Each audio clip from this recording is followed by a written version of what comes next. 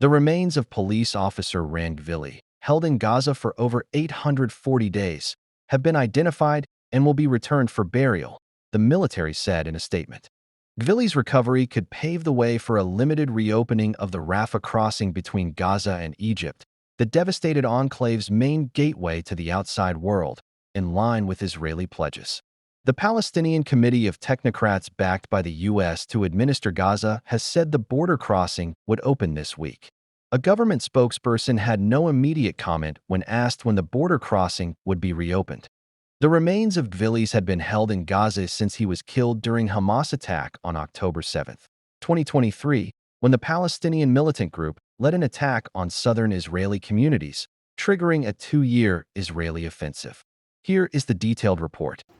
So two issues. Firstly, Dan, on that search for the remains of Rand Gvili, what is the IDF saying about that? And then have they given any kind of time frame for the opening of the border crossing?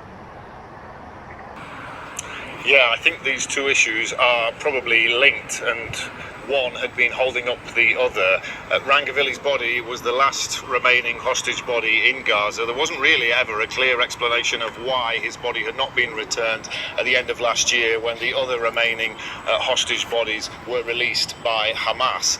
The situation seemed to be that nobody was able to find his body. So this is a hugely significant moment. Firstly, for Rand Gvili's family, who have been holding out some hope that he may be returned alive. It didn't look like that was going to be possible. They've staged sit-ins every week waiting for the return of his body. He was only 24 years old, a policeman who was a member of an elite unit and was killed defending a kibbutz on the October 7th when those attacks happened. So let's spare a thought for his family, who now know that his body is heading back and can be buried. But this is also significant for Israel and for all those hostage families, and I think there will be celebration now, even though this is a body returning, that at least all the hostages have been returned from Gaza. And the Prime Minister Benjamin Netanyahu has said this is an extraordinary achievement for Israel. He said, "We promised and I promised to bring everyone back, and we have brought everyone back," he says, to the very last one. So I think this will be a significant moment for